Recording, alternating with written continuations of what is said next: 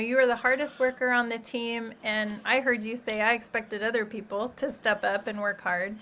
Hard working at this job and didn't feel like the others were living up to that. And you had something in you that just wasn't going to compromise who you were and what you expected. Yeah, that's pretty much that's pretty much it. I have very high standards, and I try to live up to them myself, and I try to surround myself with people that have equal to or even higher standards than I do.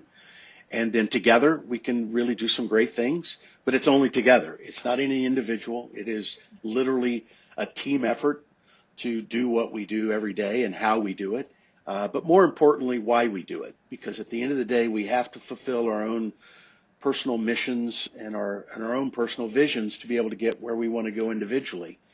And sometimes that's being at the head of the ship and giving everybody else the opportunity to be on board.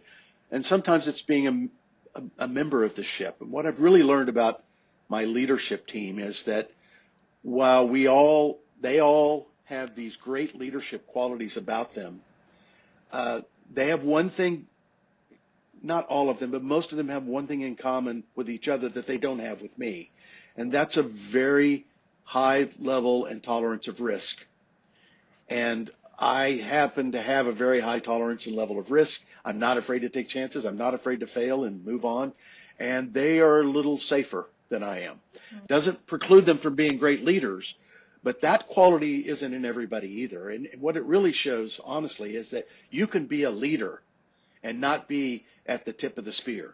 You don't have to be at the top of the food chain to be a leader. You can be a leader in any part of the organization you're in just by exhibiting the ability to think bigger and move, work in concert with everyone else and show an initiative to be the best you can be. Those are great leadership qualities that don't necessarily have risk attached to them.